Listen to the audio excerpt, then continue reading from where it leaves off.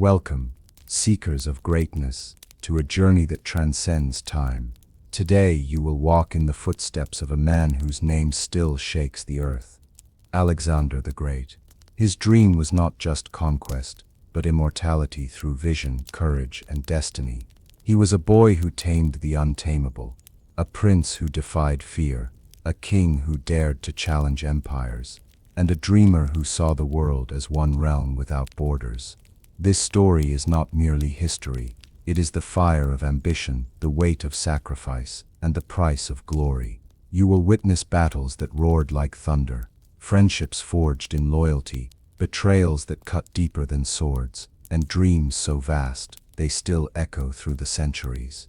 As you watch, let your heart beat with his triumphs and weep with his losses. Let his vision stir your soul and remind you that greatness is never born in comfort. It is carved in struggle, in daring to see beyond the horizon. So prepare yourself, for what you are about to see is not a tale of the past, but a mirror to the eternal hunger within us all. Welcome to the dream of Alexander the Great. What if one dream, born in the heart of a boy, was powerful enough to shake the world, topple empires, and change history forever? This is the dream of Alexander the Great. Subscribe for more history, like and comment if you believe history should never be forgotten, and share to spark conversation about the lessons we must learn from the past.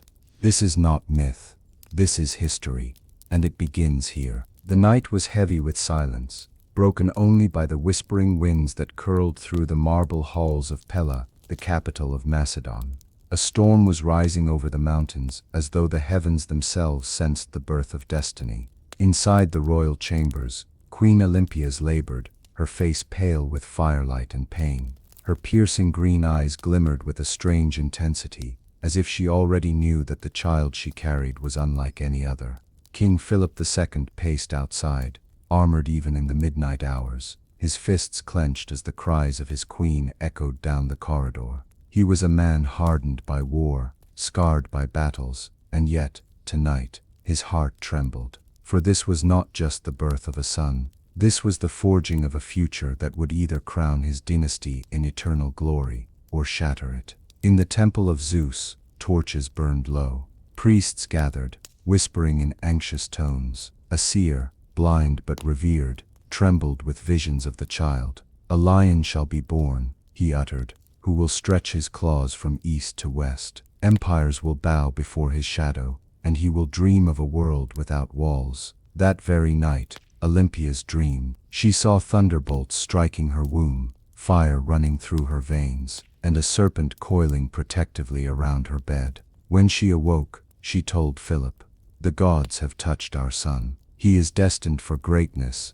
but his fire will consume the world." At dawn, the child was born. His cry cut through the air like the clash of steel. Soldiers outside dropped to their knees, as if instinctively sensing their new lord. Philip entered the chamber and beheld the infant, his skin radiant with the glow of life, his tiny fists clenched as if already grasping a sword. The king whispered, "He will rule not just Macedon, but all." And so it was that Alexander came into the world, not as an ordinary child, but as the living embodiment of prophecy. The sky cleared, the storm vanished, and a ray of sunlight broke over Pella's walls. It was as if the gods themselves had bent to witness the first breath of the man who would one day be called the Great. The training grounds of Macedon echoed with shouts and laughter as courtiers gathered to witness a spectacle.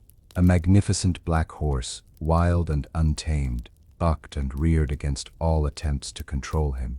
Grooms were thrown to the ground, soldiers cursed, and nobles scoffed. The beast's eyes burned like fire, his hooves struck sparks against the stones, and even the bravest handlers stepped back in defeat. King Philip II frowned, watching with growing irritation. The horse had cost a fortune, yet no man could master it. The nobles muttered, "It is worthless, better to kill it than waste another coin." But among them stood young Alexander, only 12 summers old. His sharp eyes studied the horse, not with fear, but with curiosity. He noticed how the animal's rage grew every time its shadow moved before him, how it flinched against the glare of the sun, A thought stirred in the boy's mind, simple yet profound. "I will ride him," Alexander declared boldly. The crowd erupted in laughter. "A child," they mocked. "He will be killed." Philip narrowed his gaze but allowed it. "Very well, boy, show us your courage,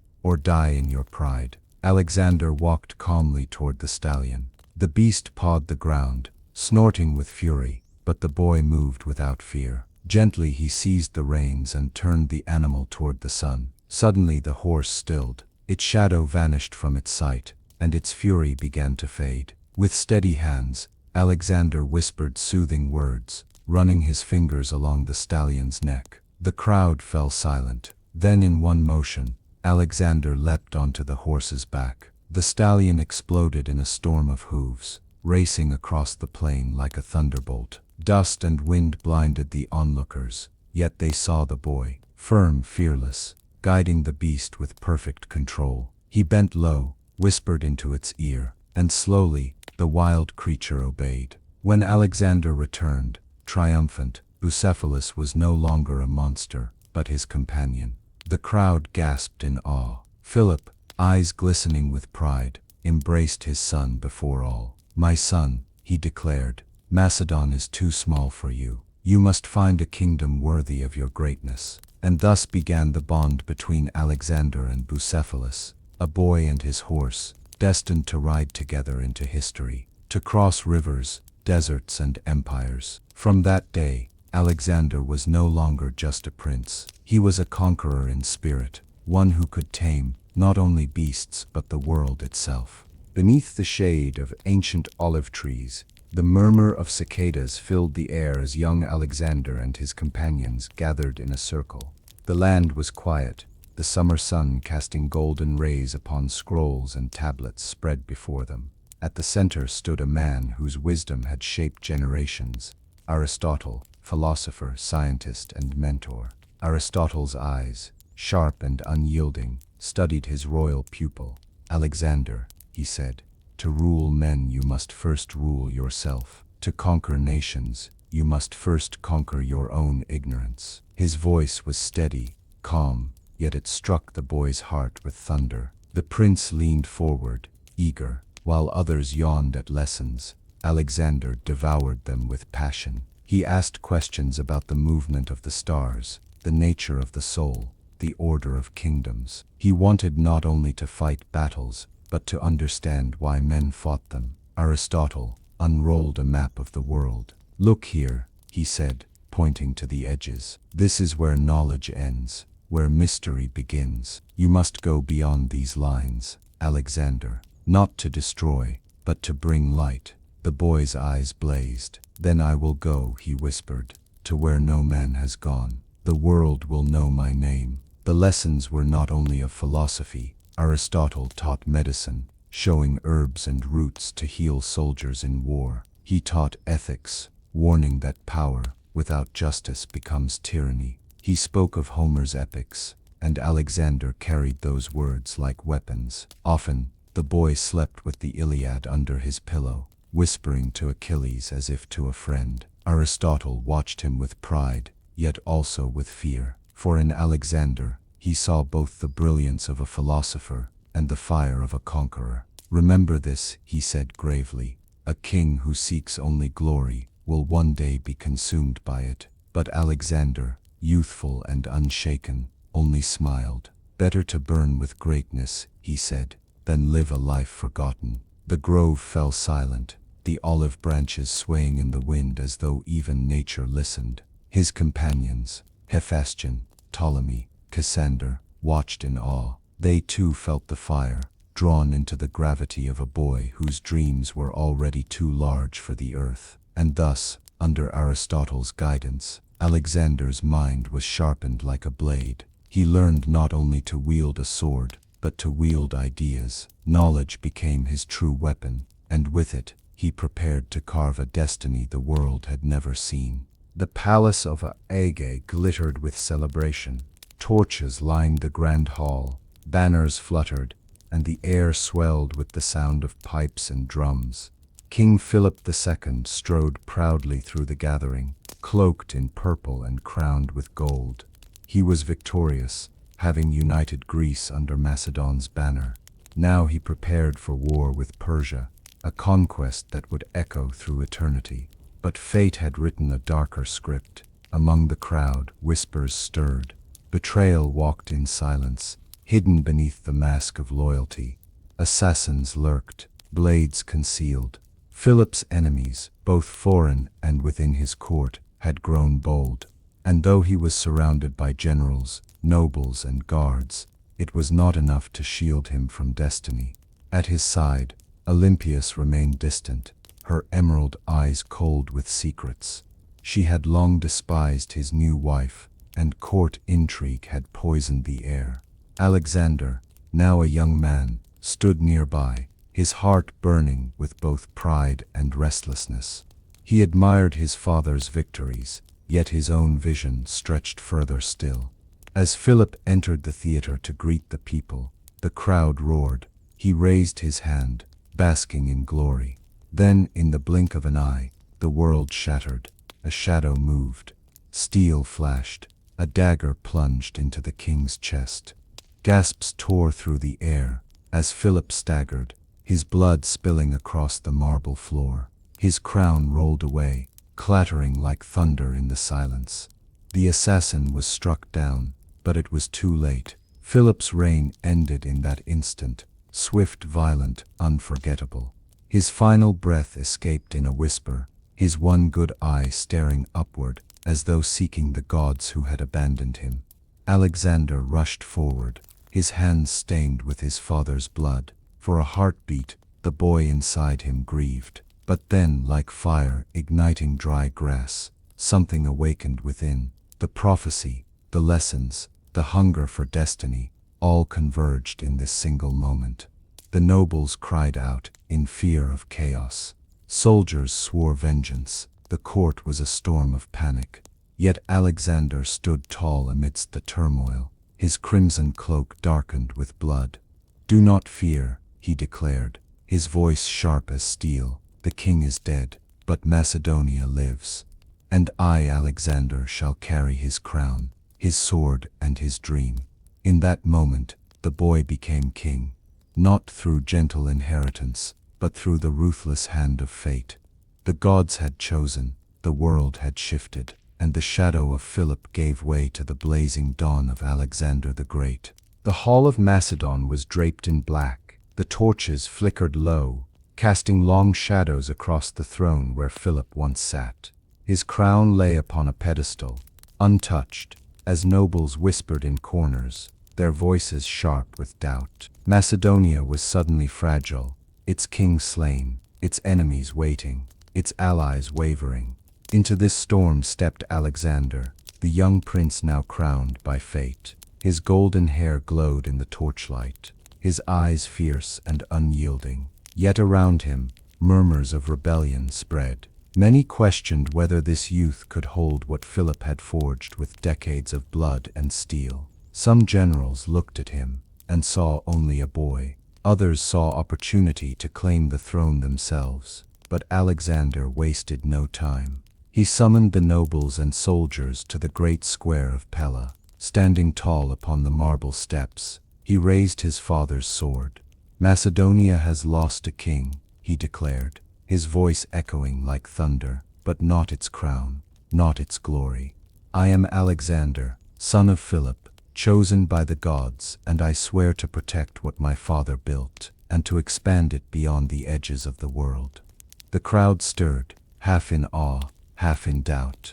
Then came the true test. Rebellions flared across the land. Greek city-states, sensing weakness, prepared to break free from Macedonian rule. To the north, barbarian tribes sharpened their blades. Alexander answered with fire. He marched swiftly, crushing dissent before it could rise. In Thessaly, when nobles resisted, he seized the high ground with cunning strategy and forced their surrender. In Thebes, when whispers of revolt grew louder, he moved with ruthless speed, surrounding the city before the rebels could unite. His message was clear. Macedon was not weakened, it was stronger than ever. When he returned to Pella, his enemies had fallen silent. The nobles, once doubtful, bowed their heads. The soldiers cheered, their faith sealed by his decisive will. The crimson cloak of kingship no longer seemed too large for his shoulders. He wore it with the ease of destiny. Yet deep within, Alexander knew these were but the first steps. His heart was restless, his mind aflame. His father's death had not only given him a crown, it had ignited the dream. Persia awaited, the world awaited, and so the young king stood upon the marble balcony of his palace, gazing at the horizon. His hand rested upon the hilt of his sword, and in the silence of the night he whispered, "Father, I will not only equal you, I will surpass you. My name will outlive empires." The wind carried his words into the darkness, and history began to tremble. The throne room of Pella was alive with debate. The nobles sat in a circle, voices clashing like swords. Some urged caution. Macedonia was young, fragile, still mourning Philip's death. Others whispered fear of Persia, an empire vast as the horizon, its armies countless, its wealth unending. At the center sat Alexander, no longer the uncertain youth of days past, but a king whose presence demanded silence. His crimson cloak swept the floor, and his eyes burned as though they could already see beyond the walls of the palace. "My father dreamed of Persia," he began, his voice steady but charged with fire. "He dreamed of humbling the great king and bringing glory to Macedonia, but dreams die with those who sleep. I am awake, and I shall finish what he began." The nobles shifted uncomfortably. One old general rose. "My king, Persia is no simple foe. They outnumber us 100-1. Their cities are richer than all Greece combined. To march against them is madness." Alexander's gaze was sharp as a blade. "Madness," he thundered. "No, madness is to live small, to bow before an empire grown fat on fear. Look at this map." He spread a great parchment across the marble table, the inked lines of the known world stretching from the Aegean to the edge of the east. His hand swept across it, stopping at Persia. "Here lies the enemy." But beyond them, his finger traced past the edges, where maps faded into blank parchment, lies destiny. Shall we remain shackled to Greece, or shall we carve our names upon the world itself? The room fell silent. Even the doubters could not ignore the fire in his words. He did not speak as a boy, or even as a king, but as a force of nature. Alexander rose to his full height, drawing his sword. The torchlight danced across its edge. "I swear before the gods, by Zeus, by Achilles, by the spirit of my father, that I will cross into Asia. I will burn the Persian throne. I will build an empire without borders, and I will make Macedonia not the shadow of Greece, but the master of the world." His generals exchanged glances. Ptolemy smiled faintly, already loyal. Hephaestion placed his fist over his heart, devoted beyond reason. Even the skeptics, cowed by the force of his vision, bowed their heads. That night, under the stars, Alexander stood alone on the palace balcony. The wind carried the scent of the sea, whispering of lands unseen. His heart thundered with the weight of his vow. He whispered into the night, "The world shall be one, under my hand. This is not just my dream, it is the dream of mankind." And thus the dream of empire was born, not a fleeting thought, but a destiny that would consume him and reshape the world forever. The shores of the Hellespont glistened under the rising sun. Waves lapped gently against the ships that rocked in the harbor, their sails swelling with the wind. Alexander stood at the prow of his flagship, crimson cloak billowing, golden hair gleaming in the light of dawn. Behind him, thousands of Macedonian soldiers lined the decks of 100 vessels, their eyes fixed on the horizon where Europe ended and Asia began. This was no ordinary crossing. It was the beginning of a war that would shake the world. Before the ship set sail, Alexander dismounted from his horse and approached the water's edge. He held a spear in his hand. The men watched in silence as he whispered a prayer to the gods. Then, with a sudden, thunderous cry, he hurled the spear across the waves. It struck the distant shore of Asia, quivering in the sand. "I claim this land," Alexander declared, his voice ringing over sea and wind. "Not as a robber, but as a rightful king. By the will of Zeus, Asia shall be ours." The soldiers roared.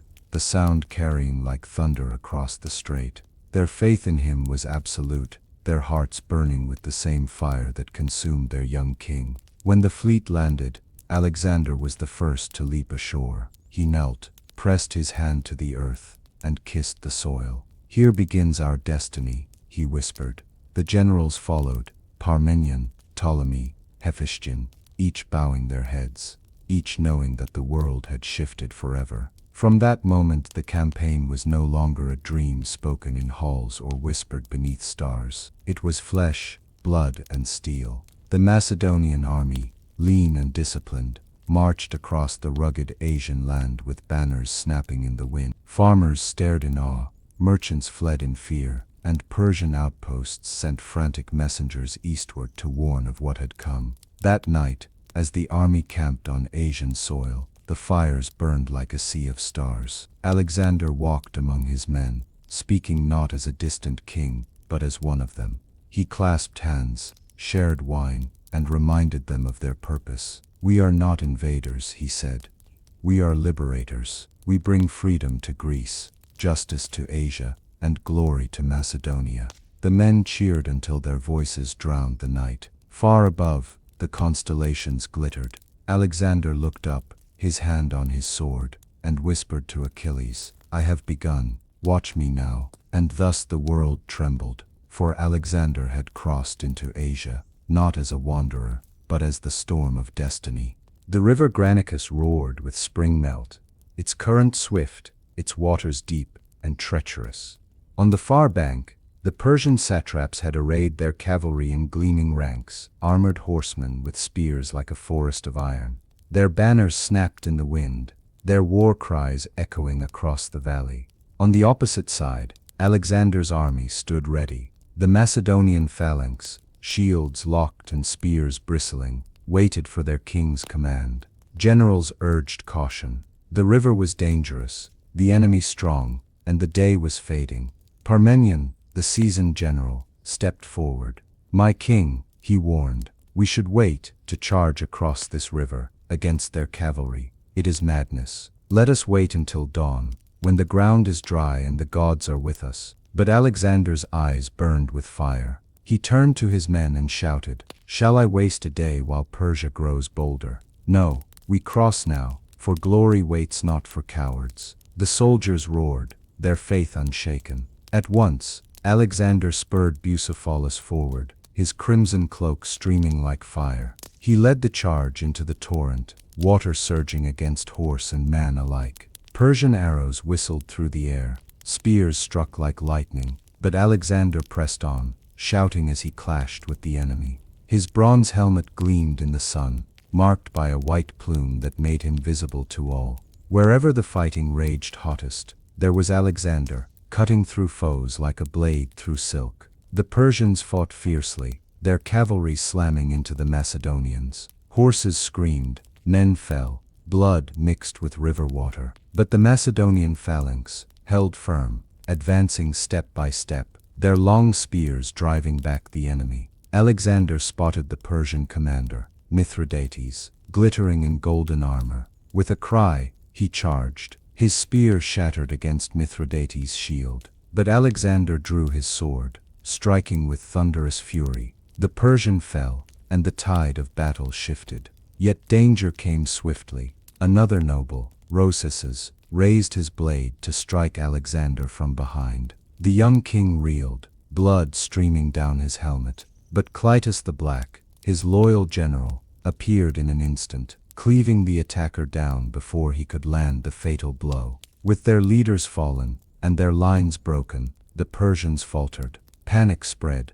The Macedonians pressed their advantage, driving the enemy from the field. By sunset, the Persians were in full retreat, their banners torn, their dead scattered across the river banks. Alexander stood among the fallen, his armor stained, his eyes burning with triumph. "This," he declared, raising his sword to the sky, "is only the beginning." And so the Battle of Granicus ended, not only with victory, but with a message carved into blood and steel. Alexander had crossed into Asia, and he would not be stopped. The dust of Granicus still clung to the Macedonian armor, when Alexander led his army southward toward the ancient Greek cities chained under Persian rule. For centuries, Ionia had groaned beneath foreign satraps, its temples defiled, its people taxed and silenced. Yet now, word of Alexander's victory spread like fire across the Aegean winds. To the oppressed, he was not a stranger. He was a Greek, a son of Hellas, come to set them free. The first to open their gates was Ephesus. As Alexander entered, the people lined the streets, throwing flowers before Bucephalus's hooves. Bells rang from temple towers, children shouted his name, and old men wept openly. The satraps had fled, abandoning their posts, and the Persian garrisons surrendered rather than face the wrath of Macedon. At the steps of the great temple of Artemis, Alexander dismounted. He gazed at the towering columns, sacred yet scarred by years of Persian desecration. Raising his hands to the sky, he declared, "People of Ionia, you are free. No longer will Asia's yoke weigh upon Greek shoulders. The gods of Hellas will once more reign in their own temples." The crowd erupted in cheers, their voices shaking the marble foundations. Priests rushed forward, garlanding him with laurel, proclaiming him chosen by the gods. In city after city, the story repeated. Smyrna, Miletus, and others cast down their Persian banners and raised Greek ones in their place. Alexander restored their democracies, freed political exiles, and abolished the crushing tribute imposed by the great king. Where once they feared him as a conqueror, now they hailed him as a liberator. But Alexander's actions were not only driven by kindness, they were also strategy. He knew that loyalty earned was stronger than loyalty forced. By presenting himself as the champion of Greece, he bound the cities to him with chains of gratitude instead of iron. His empire would not be built only on conquest, but on unity. Not all welcomed him so easily. In some towns, Persian sympathizers stirred rebellion. Alexander's response was swift and merciless. He executed traitors, tore down Persian symbols, and left no doubt of his resolve. Freedom was his gift, but disobedience would bring ruin. One night, as fires burned in the camps, Hephaestion approached him. "You do not conquer only with sword," he said, his voice filled with admiration, but with heart. Alexander stared into the flames. "The sword wins battles," he replied, "but the heart wins empires." And so, in the spring of his campaign, Alexander's legend grew, not only as a warrior, but as a liberator, a restorer of Greek pride, and a man whose dream seemed greater than conquest. He was no longer just the king of Macedon. To many, he was the champion of Hellas.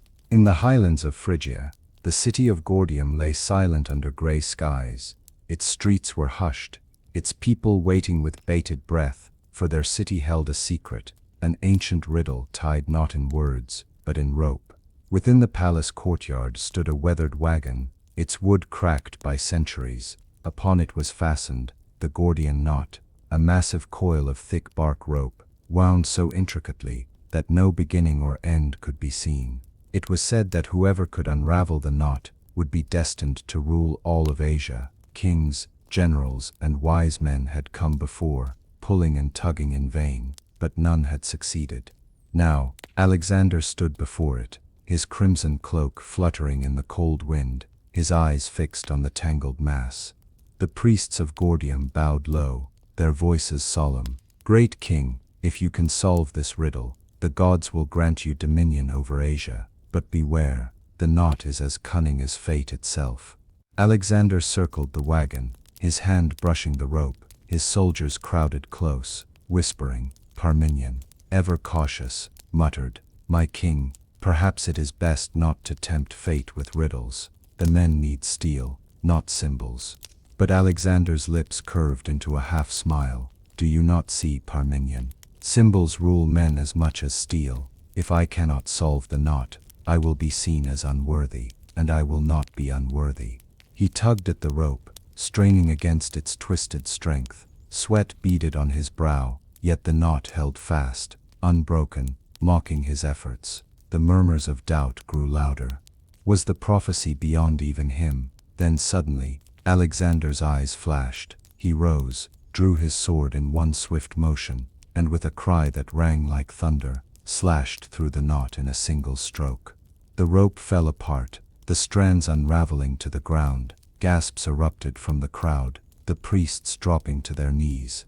"It is done," they whispered. "The prophecy is fulfilled." Alexander sheathed his sword, his gaze sweeping over his men. "There is always another way," he declared, his voice fierce. "The gods do not care how the knot is undone, only that it is, and so shall it be with Asia." The soldiers erupted in cheers, their faith burning brighter than ever. The story spread like wildfire across the land. Alexander had solved the Gordian knot. Destiny itself had bent before his will. That night, as the fires burned in Gordium, Alexander stood alone before the shattered rope. He whispered into the darkness, "Let no barrier stand against me. If the world is tied in knots, I will cut through them all." And thus the legend grew, not only of a conqueror, but of a man who would never accept limits, who would reshape destiny with his own hand. The narrow plain of Issus stretched between mountains and sea, a battlefield where fate would decide the clash of two worlds. On one side stood Alexander, leading a lean Macedonian army hardened by conquest. On the other, King Darius III of Persia, commanding a host so vast, it seemed to swallow the horizon. The Persian banners glittered in the sunlight, gold and purple streaming like rivers of fire. Darius sat high in his chariot, surrounded by immortals and cavalry, confident that sheer numbers would crush the upstart Macedonian king. But Alexander had studied the field. The tight terrain narrowed the Persian advantage, forcing their countless soldiers into a funnel where discipline would decide the day. At dawn, Alexander mounted Bucephalus, his white-plumed helmet shining like a beacon. He rode before his men. "The great king hides behind walls of men and gold, but we," he raised his sword, "we fight for glory, for Greece, for destiny." The Macedonians roared. The battle erupted with the clash of steel. Persian arrows darkened the sky, yet the Macedonian phalanx advanced, shields locked, spears bristling like the teeth of a beast. Alexander himself led the companion cavalry, charging into the Persian left with unstoppable fury. Horses collided, men screamed, blood churned into mud, and then he saw Darius. The great king's golden chariot stood out amidst the chaos. With a cry, Alexander drove straight for him, spear leveled like a thunderbolt. The Persians faltered as the young Macedonian carved a path through their ranks, his eyes fixed only on the trembling king. For a heartbeat, their gazes met, one burning with fire, the other wide with fear. Darius panicked. He pulled the reins, wheeled his chariot around and fled. The Persian army broke. Cries of despair rippled through their ranks. Men threw down their weapons, fleeing in chaos as the Macedonians cut them down. The greatest empire in the world had been humbled by the fury of a single man. When the dust settled, the battlefield was strewn with bodies, and the treasures of Darius were abandoned. Alexander dismounted, bloodied but unbroken, and whispered, "So falls the great king's pride." After Issus, the Persian camp lay in ruins, its treasures seized, its nobles captured. Among the prisoners were Darius's wife, mother, and daughters, royal women trembling with fear, expecting humiliation or death at the hands of their conqueror. They knelt as Alexander entered the tent, his armor still stained from battle. The queen mother, Gambis, wept, bowing her head to the ground. "Have mercy, great king," she begged, mistaking Hephaestion, who walked beside Alexander, for the conqueror himself. The soldiers laughed, but Alexander silenced them. Gently, he stepped forward. "Do not fear," he said, lifting her hands. "You have not lost a son, you have gained one. Hephaestion is my brother in all but blood." The women looked up in shock, seeing not a tyrant but a man of dignity. Alexander ordered that they be treated with honor, their dignity preserved, their attendants left unharmed. He refused to even look upon them as captives, saying, "It is not the way of a king to war with women." Word spread quickly. Alexander was not only fierce in battle, but merciful in victory. Where Darius inspired fear, Alexander inspired loyalty. Where others ruled through terror, he ruled through respect. That night, Alexander walked alone, staring at the stars. He remembered Aristotle's lessons, that true greatness was not only to conquer, but to rule wisely. Glory wins battles, he murmured, but honor builds empires. The island city of Tyre rose from the sea like a fortress of stone, its walls towering and impenetrable. For centuries, Tyre had defied empires, protected by the waters that surrounded it. When Alexander demanded entry to honor their gods, the Tyrians mocked him, slamming their gates shut. Most kings would have turned away. But Alexander was not most kings. "If the sea bars my path," he declared, "then I will build a road upon the sea itself." And so began the impossible. Day after day, Macedonian soldiers and engineers hauled stones, wood, and earth, throwing them into the waves. Slowly, a causeway stretched toward the island, a bridge of human will defying the sea. Tyrian ships harassed them with fire and arrows, but Alexander responded with towers mounted on wheels, taller than the city walls, bristling with catapults. The work was slow, brutal, costly. Men drowned, ships burned, and months dragged into exhaustion. Yet Alexander never yielded. He walked among the laborers, sharing their hardships, his cloak soaked with sweat and salt. His presence alone drove them on. Finally, after 7 long months, the causeway touched the walls. The Macedonian towers rolled forward, raining fire and stones upon Tyre's defenders. Alexander led the assault himself, scaling the walls in the thick of battle. Arrows pierced his shield, stones shattered around him, but he climbed higher, shouting, "Forward, Macedon will not be denied." At last, the gates fell. The Macedonians poured into the city, breaking the resistance of Tyre. The once proud island fortress was taken, its people brought low before Alexander's will. The siege of Tyre became legend, not only for its brutality, but for its defiance of the impossible. Alexander had shown the world that no barrier, not even the sea itself, could stop him. Standing atop the shattered walls, wind in his hair, Alexander gazed eastward. Persia still stood, but Tyre had proven the truth. Wherever he set his will, the world would bend. The desert stretched endless before Alexander's army, dunes glowing like molten gold beneath the burning Egyptian sun. The men suffered, but their king pressed onward with unshakable resolve. He was not marching to war this time, but to destiny. At the far edge of the sands lay the Siwa oasis, home to the oracle of Ammon, an ancient temple where the voice of the gods still spoke. For days the army wandered, lost among shifting dunes. Sandstorms raged, food ran scarce, and water skins dried under the merciless sun. Yet Alexander refused to turn back. "The gods call me," he said, "and I must answer."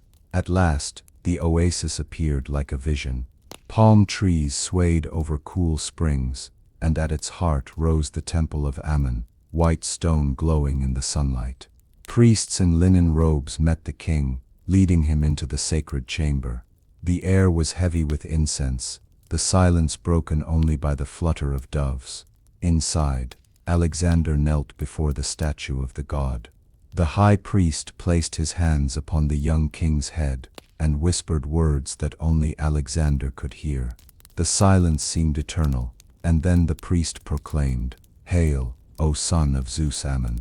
The god recognizes you as his child, destined to rule the world." Gasps rippled through the chamber. Soldiers and companions bowed low, their faith shaken and awed.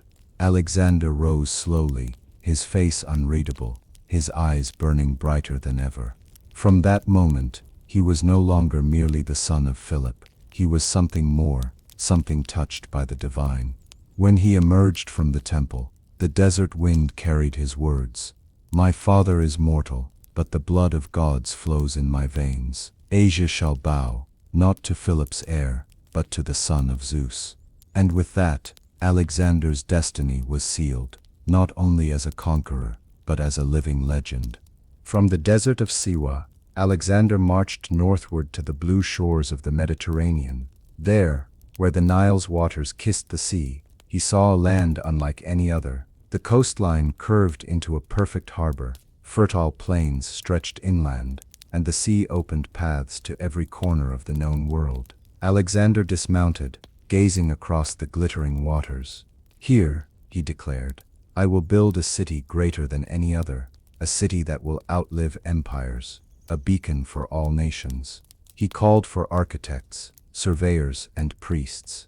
With a spear in hand, he walked the sand, tracing wide arcs across the earth. "This shall be the main avenue," he said, marking a line as wide as an army's march. "Here will stand the temples, here the markets, here the palaces, and here," he pointed to the sea, "a great lighthouse shall rise, guiding all who seek knowledge and trade." The priests offered sacrifices, scattering grain and pouring wine upon the ground. The soldiers cheered, already imagining a city that would bear their king's name, Alexandria. But this was no mere city of stone. In Alexander's mind, it was the foundation of his dream, an empire united not only by conquest, but by culture. A city where Greek, Egyptian, and Eastern knowledge would blend into one. "Here," he told his companions, "the world will learn to live as one people, one civilization." As the sun set, he stood on the shore, waves lapping at his boots, the wind filling his cloak. His generals watched silently, realizing that this vision was not of a warrior, but of a builder. Alexander would not only conquer the world, he would shape it. And thus Alexandria was born, not in brick or marble, but in the fire of Alexander's vision. A city destined to outlast even his empire, standing as eternal proof that dreams could be carved into the earth itself. The plain of Gaugamela stretched vast and empty beneath the stars.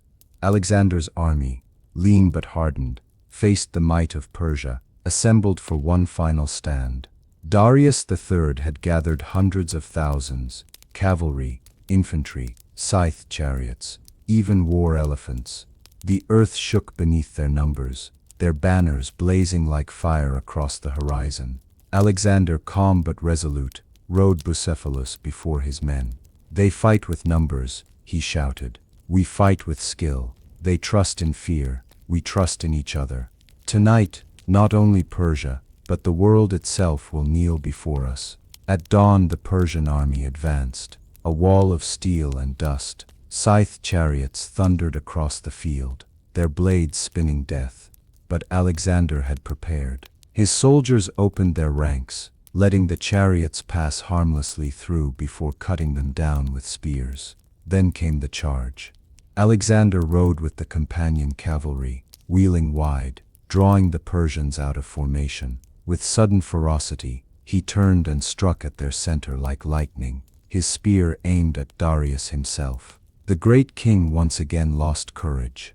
Seeing Alexander's plume cutting toward him, he panicked, fled his chariot, and vanished into the dust. The Persian lines collapsed in chaos. Macedonians pressed forward, cutting down the fleeing masses until the battlefield was a sea of broken banners. By sunset, Persia was finished. Alexander stood victorious, hailed by his men as master of Asia. "It is done," he whispered. "The throne of Persia is mine." After Gaugamela, Alexander marched south into the heart of Persia.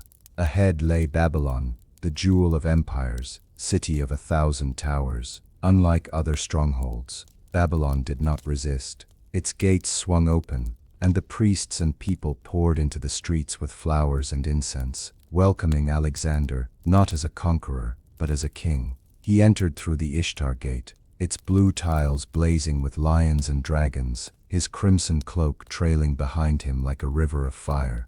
Soldiers marveled at the hanging gardens, the golden temples, the endless wealth. Yet Alexander, rather than plundering, bowed before the gods of Babylon, offering sacrifices at their shrines.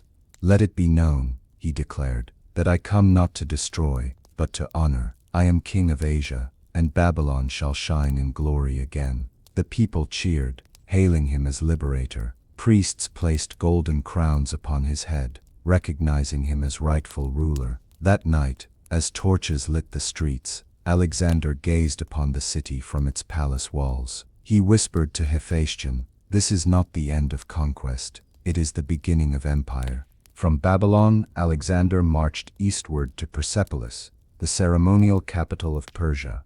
The city glittered with unimaginable wealth, palaces of gold, halls lined with ivory, treasures piled higher than men. When Alexander entered, the nobles fell at his feet, and the riches of Persia lay before him. For a time, he was awestruck. He walked the hall of 100 columns, its stone carvings telling stories of kings long dead. Here, he thought, was the true heart of the empire he had defeated.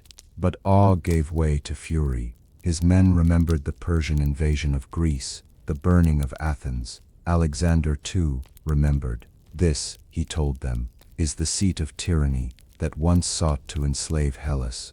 Tonight, we avenge the wounds of Greece. The soldiers shouted in rage, and the night turned to fire. Drunken revelry filled the halls as torches were cast upon wood and silk. Flames leapt into the sky, devouring palaces, treasures, and history itself. Alexander stood among the blaze, his cloak whipping in the heat, his face lit by fire. For a moment, triumph glowed in his eyes. But when dawn came and Persepolis lay in ashes, silence fell. Some whispered that he had gone too far, that in destroying Persepolis, he had burned not only Persia's pride, but a piece of his own destiny. The Persian Empire lay shattered, yet its king still lived. Darius III, humiliated by defeat, fled eastward with what remained of his honor. But Alexander would not rest while the great king still breathed. As long as Darius lives, he declared, Persia is not mine. I must take him, dead or alive. Through mountains and deserts, Alexander's army pursued, relentless as a storm. Messengers reported that Darius had been betrayed by his own satrap Bessus, who sought the throne for himself. Rage burned in Alexander's chest. Even Persia's king cannot escape treachery, he spat. At last, in a lonely valley, scouts discovered the end of the great king. Alexander arrived to find Darius abandoned, bleeding from wounds inflicted by his own men. He lay upon a broken chariot, crown fallen, his once proud robes soaked in blood. Alexander dismounted and approached slowly. The soldiers fell silent, watching their king kneel beside his enemy.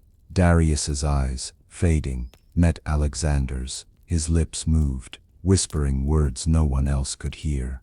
Some say he asked Alexander to avenge him. Others say he acknowledged him as his successor. Alexander took the king's hand and whispered back, You shall not die dishonored. I will hunt those who betrayed you, and I will finish the dream you could not. With a final breath, Darius was gone. Alexander rose, his face hard with grief and fury. He covered the body with his cloak, a gesture of respect, and ordered that Darius be buried with full royal honors.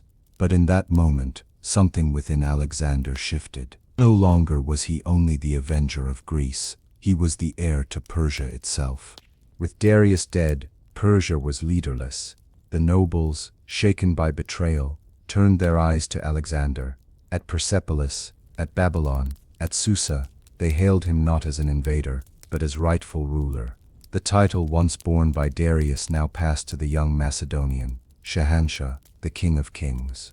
In a grand ceremony, Alexander appeared in robes of both Greece and Persia, blending east and west. A golden diadem circled his head, the crown of Persia upon his brow.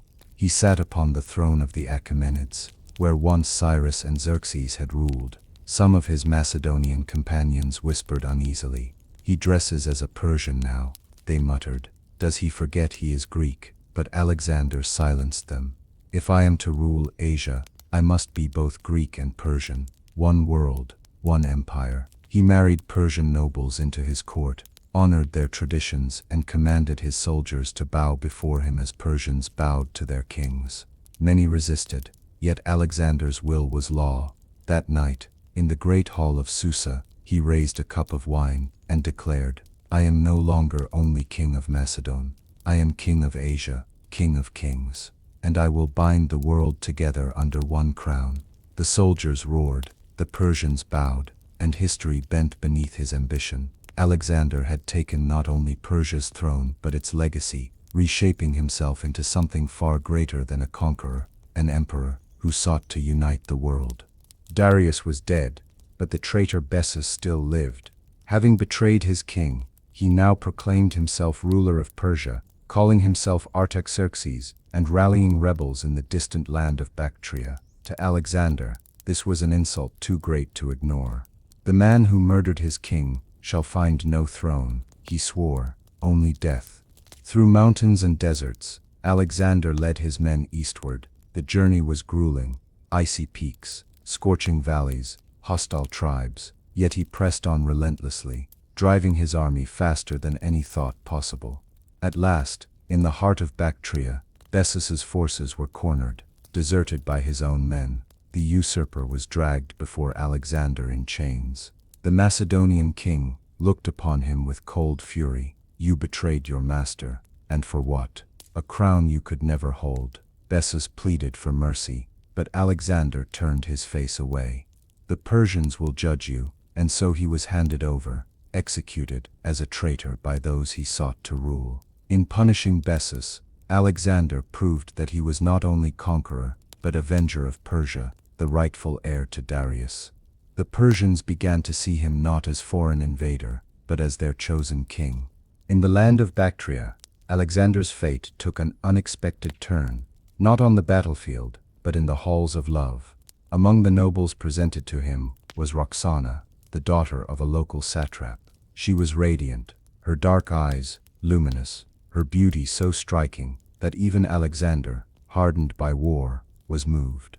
The companions teased him, saying he had finally found an equal, not in arms, but in spirit.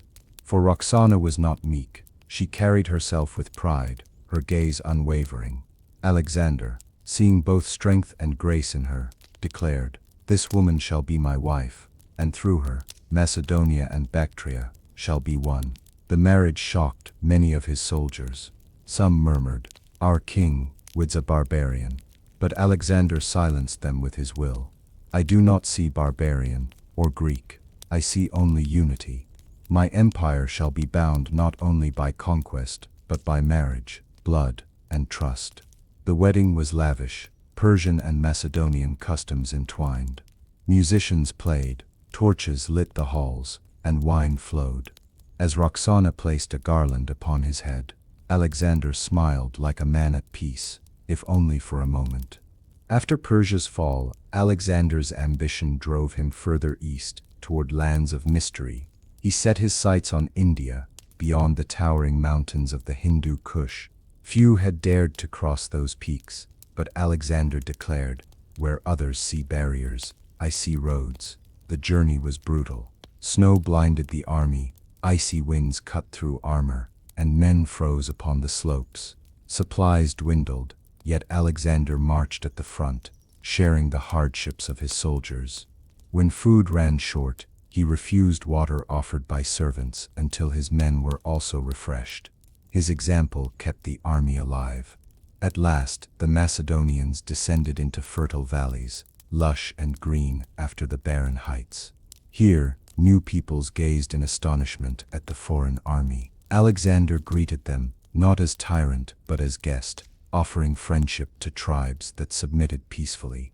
But for those who resisted, his wrath was swift and merciless. Standing upon the cliffs, gazing at the endless expanse beyond, Alexander whispered, "I have crossed the roof of the world, now nothing can stop me. Not rivers, not mountains, not kings." The march into India had begun. The Macedonian army descended from the Hindu Kush into a land of wonders. India was unlike anything they had ever seen. Jungles alive with colors, rivers wide as seas, strange beasts wandering the forests. But nothing struck more fear into the soldiers than the elephants. For the first time, Alexander's men beheld these towering creatures, armored and trained for war. Monsters, some whispered, clutching their spears tighter. Even Bucephalus snorted, pawing nervously at the ground. Yet Alexander, instead of fear, felt awe. "The gods have given us new foes," he said, "and with them new glory." He ordered his men to study the elephants, to learn their movements, their weaknesses. No beast is invincible, he reminded them. Local rulers surrendered quickly, preferring alliance to destruction, but word spread of a mighty king who would not bow. Porus, ruler of the Punjab, whose army was filled with elephants and warriors loyal unto death. Alexander smiled when he heard. At last, he said, a foe worthy of my steel. The march toward the Hydaspes River began, where destiny waited in the roar of water and the shadow of elephants. The Hydaspes River thundered, swollen with monsoon rains. On the far bank, King Porus waited with his army, tall warriors in painted armor, elephants lined in rows like living fortresses. To cross in daylight was suicide. But Alexander was cunning. One stormy night, under cover of darkness and rain, he led a picked force upriver. Horses swam against the current, men clung to rafts, and thunder masked their movements. Lightning split the sky, revealing Alexander at the front, cloak soaked but eyes blazing. By dawn, the Macedonians had crossed. Porus, realizing too late, rushed to meet them with elephants and cavalry. Alexander positioned his phalanx to absorb the first shock, while his cavalry wheeled around in a flanking maneuver. The battle had begun. The field shook as elephants charged, their tusks capped with iron, their riders raining javelins upon the Macedonians. Horses panicked, soldiers staggered, but Alexander roared above the chaos. Stand firm, the beasts bleed like men. The phalanx braced, spears thrusting into elephant hides. Some beasts went mad, trampling friend and foe alike. Arrows rained, swords clashed, and the air filled with the screams of men and animals.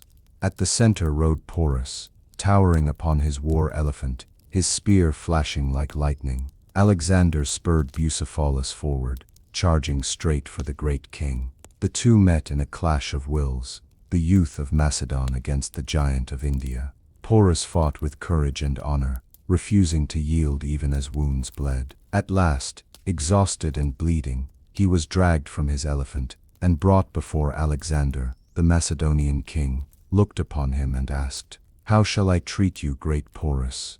Porus, towering even in chains, answered simply, "As a king." Alexander smiled.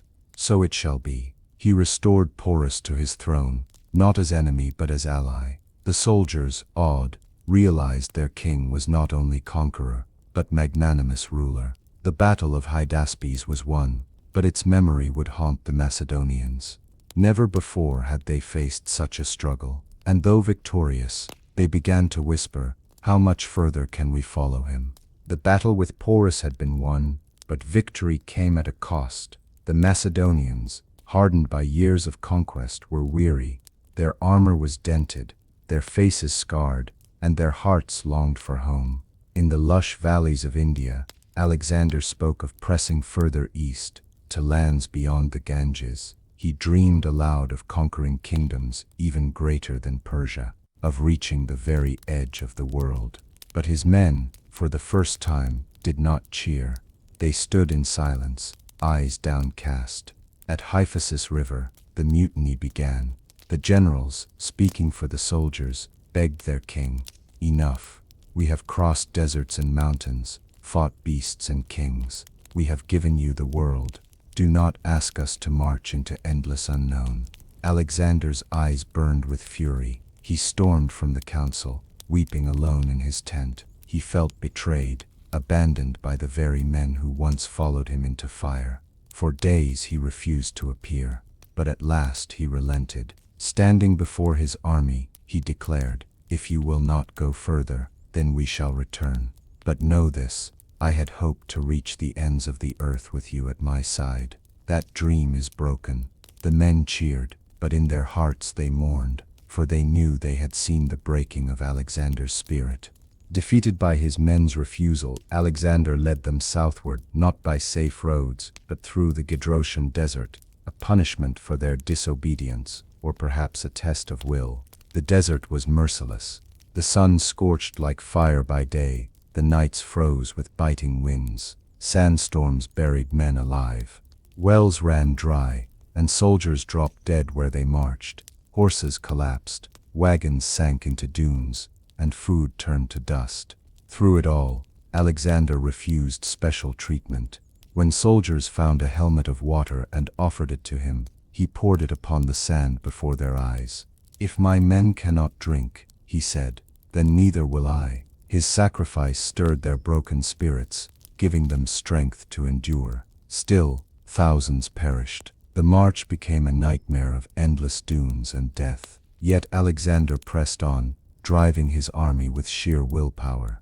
When at last they staggered from the desert, gaunt and hollow-eyed, they had lost more men to the sands than to any battle. But those who survived carried a terrible pride. They had endured the impossible and lived. Alexander's legend was no longer just of conquest. It was of endurance against the fury of nature itself. At last, the survivors of Gedrosia reached Persia.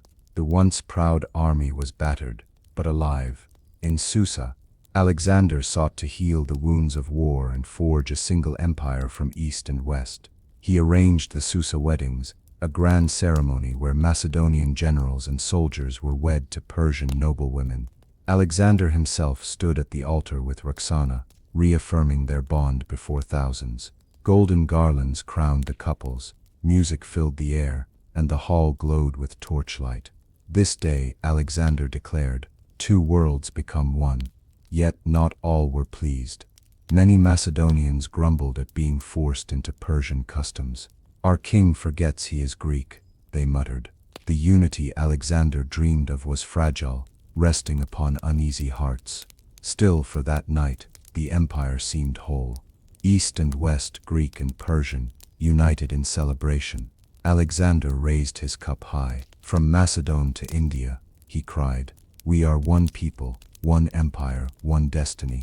The hall erupted in cheers, but beneath the music and wine lay whispers of discontent. Though Alexander's dream of unity shone bright, shadows of rebellion stirred in the hearts of his men. No enemy blade had struck deeper into Alexander's heart than what fate delivered in Ecbatana. His dearest companion, Hephaestion, the man who had ridden beside him since childhood, who shared his tent, his victories, and his dreams, fell ill. At first it seemed nothing, a fever from the long campaigns. But within days, his strength faded. Alexander sat at his bedside, refusing to leave. "You are my other self," he whispered, grasping Hephaestion's hand. "The gods cannot take you from me. Not now, not while the world is still unclaimed." But the gods did not listen. Hephaestion's breath weakened, his eyes dimmed, and finally, in a silence heavier than any battlefield, he was gone. The great conqueror broke. Alexander tore his robes, covered his face in ash, and wept like a child. He ordered the city's walls torn down in mourning. No music played, no fires burned for days. He refused food, refused comfort, pacing like a lion in chains. At last he rose, his grief turning into a fire more terrible than sorrow. He built a funeral pyre for Hephaestion, vast as a palace, gilded with gold, adorned with images of gods. When it burned, the flames towered into the sky, a beacon of his love and rage. "Honor him, as a god," Alexander commanded, "for he was my equal, and no man shall ever replace him." The soldiers bowed their heads in silence, for they had never seen their king so broken, nor so terrifying. Hephaestion's death left Alexander hollow. Yet the empire did not pause for grief. Rebellions flared across distant provinces. Soldiers muttered against his Persian customs. Generals eyed him with unease, whispering of his growing obsession with divinity.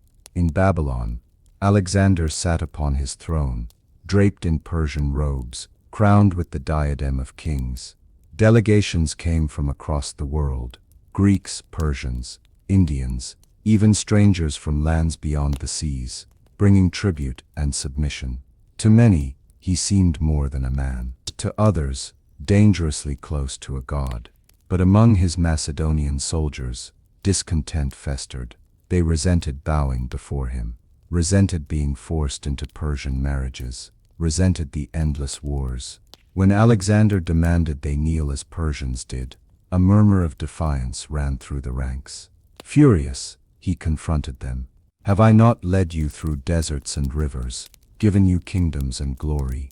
Have I not bled with you, starved with you, and now you deny me this honor?" Silence met him. The air was heavy, rebellion hanging like a sword. Then Alexander's voice broke. "If you will not honor me, then leave, go home. I will find new soldiers who understand destiny." Tears stung his eyes as he stormed away. But later, the army relented, weeping before him, begging forgiveness. They could not abandon him, even in his madness. And Alexander, though shaken, embraced them once more. Yet the unity of old was gone. Something fragile had cracked between king and men. The years of conquest had carved Alexander into legend, but also into ruin. His body bore scars of countless battles. His spirit, wounded by Hephaestion's death, drifted into restlessness. Wine became his constant companion. Night after night, feasts in Babylon echoed with laughter, music, and the king's drunken fury. He grew reckless. Once careful and strategic, now he raged at perceived slights, executed generals in drunken suspicion, and drove his companions into fear. Yet still, his brilliance remained. He planned new campaigns into Arabia, even beyond the known world. His dream of empire had no end, but his men were weary. Whispers spread in the halls. "He is mortal after all. The gods do not drink themselves to death."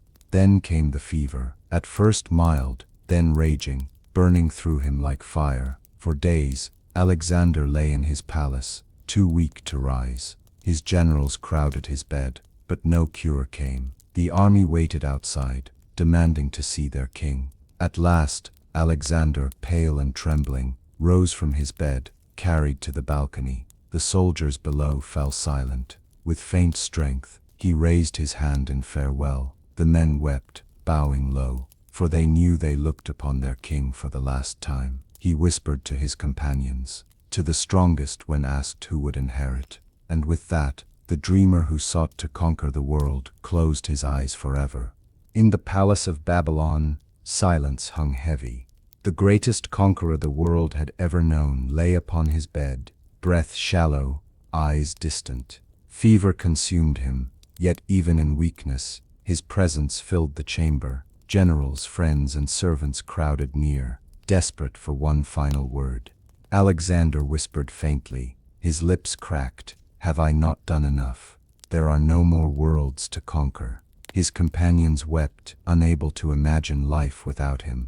When asked who should inherit his empire, his voice was but a breath, "To the strongest." Then he turned his gaze upward, as if staring into the face of Zeus himself. Slowly, his chest rose and fell one last time, and the flame of Alexander was extinguished. The army outside wailed in mourning. Men tore their cloaks, struck their chests, and cried out in disbelief. The conqueror of Persia, the founder of cities, the dreamer of empire, dead at only 32. Yet in death, his legend grew eternal, for the man who sought to unite the world could not be undone by fever. His story would outlive empires. The lion was dead, and the cubs turned upon each other, with no heir strong enough to claim the throne. Alexander's empire, stretching from Greece to India, shook with uncertainty. His generals, once united under his command, gathered in heated councils. Perdiccas claimed regency in the name of Alexander's unborn child. Ptolemy seized Egypt, declaring he would guard Alexander's body. Seleucus carved out dominion in the east, while Antigonus claimed Asia Minor. The dream of one empire fractured. Macedonian soldiers, once brothers, now marched against each other. Battles raged across former allies. As loyalty gave way to ambition, the empire of Alexander became known as the Diadochi Wars, the wars of the successors. No man could wield his vision. His generals sought kingdoms, not unity. And so, what Alexander built in a decade crumbled within years. Yet his memory loomed over them like a shadow. Each ruler claimed to be his true heir, but none could carry the weight of his dream. One by one, the mighty companions of Alexander fell to ambition and betrayal. Perdiccas, ruling as regent, was murdered by his own officers. Antigonus rose high, nearly reuniting the empire, but was slain in battle. Seleucus built an eastern dynasty, yet forever fought rivals, and Ptolemy, shrewd and patient, kept Egypt, establishing a line that would last for centuries. None achieved what Alexander had dreamed. Each clung to a piece of the empire, but the unity was gone. They ruled as kings, not as heirs. And yet, in every city Alexander had founded, his spirit lived on. Alexandria thrived as a beacon of culture. Greek and Persian bloodlines mingled. Knowledge, trade, and language spread across continents. Though his empire fractured, his vision endured. In taverns, in temples, in palaces, people spoke his name. Soldiers told tales of the boy who tamed a horse, of the king who cut the Gordian knot, of the conqueror who faced elephants, deserts, and gods. And across centuries, the legend remained Alexander, the man who reached for the world and almost seized it. After Alexander's death, the struggle was not only for his empire but for his body. Whoever held his remains could claim his spirit and his legacy. His generals fought bitterly. Perdiccas wished to send him back to Macedonia, but Ptolemy seized the funeral procession, diverting it to Egypt. In Memphis and later in Alexandria, Alexander's body was entombed in a golden sarcophagus, placed within a shining mausoleum. Pilgrims came from across the world to look upon the conqueror's resting place, as if he were no longer man, but God. For centuries, rulers and emperors knelt at his tomb, hoping to inherit a fragment of his greatness. His body had become more than flesh. It was the vessel of his myth, preserved for eternity in the land he once founded. The streets of Babylon overflowed with mourning. From east to west, nobles, soldiers, and citizens wept for the fallen king. Yet even in death, Alexander's journey was not finished. His generals quarreled over his body, for whoever controlled it could claim legitimacy as his heir. At last, Ptolemy seized the prize. With golden sarcophagus and jeweled chariot, Alexander's body was carried through the lands he had conquered. Crowds bowed as the funeral procession passed, scattering flowers, burning incense, and singing laments. His coffin gleamed beneath the sun, as though the conqueror still demanded glory. In Egypt, Ptolemy built a magnificent tomb. There, in Alexandria, the city Alexander had dreamed into life, the conqueror was laid to rest. His face, carved in marble, gazed forever toward the horizon he once sought to master. Thus, Alexander's body found its home, but his spirit had already crossed into eternity. Though his empire fractured, Alexander's dream endured. His cities spread Greek language and culture across continents. Merchants, philosophers, and artists mingled where once only armies had marched. Alexandria became the heart of knowledge, its library a beacon for centuries. The idea of unity, one world, one people, remained, even as kings fought and empires rose and fell. His vision inspired rulers from Rome to Napoleon, from Caesar to modern leaders. They all looked upon his story and whispered, "I too shall be another Alexander."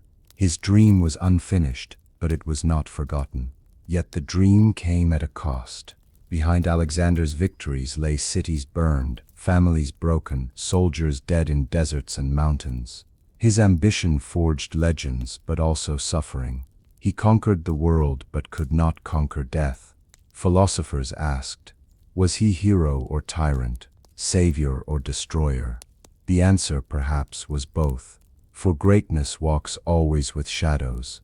Alexander paid the price of glory with his life, and his men paid it with their blood. Yet because of them, his name shines still, brighter than any king who chose comfort over conquest. Centuries have passed, empires have risen and fallen, but Alexander's name has never faded. His story is told in whispers by firelight, carved into stone, sung in poems, and remembered in every land he touched. He began as a boy who tamed a horse, became a king who tamed empires, and died a man who could not tame his own mortality. Yet in his dream of unity, of a world without borders, he became eternal. The world he sought is still unfinished, but in every human heart that dares to dream beyond limits, Alexander lives again. And so, the dream continues, not in marble, not in crowns, but in the fire of ambition, the hunger for greatness. the courage to reach beyond what seems possible. This is not just the story of a conqueror. It is the story of a dream that never dies, the dream of Alexander the Great.